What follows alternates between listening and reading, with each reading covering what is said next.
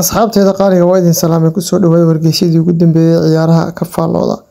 Wararkan maanta idin waxaa kamid ah PSG oo ogolaatay inay iibiso Kylian Mbappe.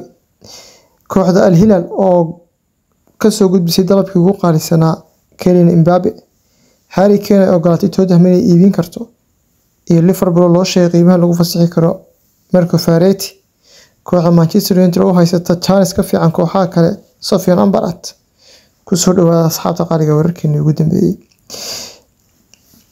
PSG ayaa ogolaatay inay bilaayarkeeda Kylian Mbappe ay ku iibiso 300 milyan. Kooxda Al Hilal ay u sheegtay qiimaha 300 milyan ee ka aqbashay ayna wada xaajoodka isaga iyo heshiiska shakhsiga ay la soo gasho ayna u fasaxan tahay wax walba iyada ku samaysan. Kooxda Al Hilal waxa lagu soo waramayaa mushaharkii ugu qaalisanaa abid bilaayar la siiyo in ay ku qaadan doono horyaalka Sacuudiga 700 milyan. oo ku soo dhawaad baarmaysa heshiisyadii ay saxeexeen Cristiano Ronaldo iyo Karim Benzema.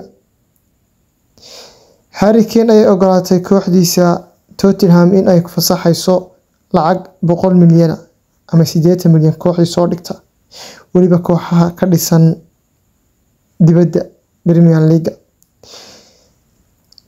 kooxda Tottenham ayaa loo ogyahay ilaa ay hadda inay ka soo gudbisay labadaas dalabna ay ka soo diiday Tottenham. hadda waxaa laga yaabaa in ay Tottenham ogolaato qiimaha in ay ku fasaxdo balaayarkeeda haddii ay Bayern Munich iyo Real Madrid oo si fiican u raadinayay. dhanka kale kooxda PSG ayaa u sheegtay qiimaha lagu wareejin karo Marco Verratti. Liverpool ayaa farta laga saaray qiimo 60 milyan oo dhigata 70 milyan ay ku fasaxayso balaayarkeeda haddii kalena uu sii joogayo qalcadda Parc des Princes.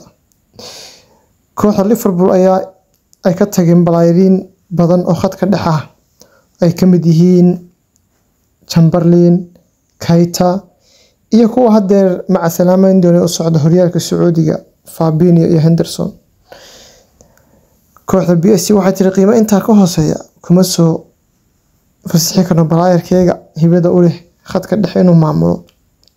Liverpool waxa loo yaabaa inay la wareegto balaayarkan sida ugu dhaqsiyaha badan maadaama aysan khad dhex aysan haysan oo ku filan. kooxda Manchester United ayaa lagu soo waramayaa in ay balaayarka Sofiane Amrabat ka haysato chance ka fiican kooxaha kale maadaama Erik ten Hag uu kala soo shaqeeyay kooxda Utrecht 1 year oo ay kooxda maamulayay balaayarkan uu ka soo baxay kadib markaysan ku kala caraabin. kooxda Manchester United ayaa bariyahan aad u raadinaysay khad dhexe oo cajiib ah maadaama heshiisyo hore ay la soo wareegeen Mason Mount iyo Onana.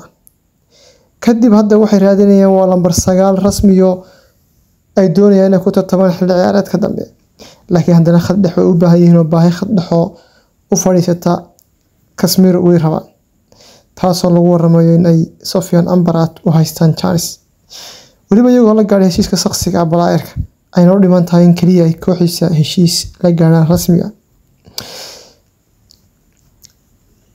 kooxda Manchester United ayaa iyadu aad ugu baahan khad dhexe oo bedel u noqda maadaama uu ka tagayo Fred McTominay laga yaabo inuu tago xilli ciyaareedkan.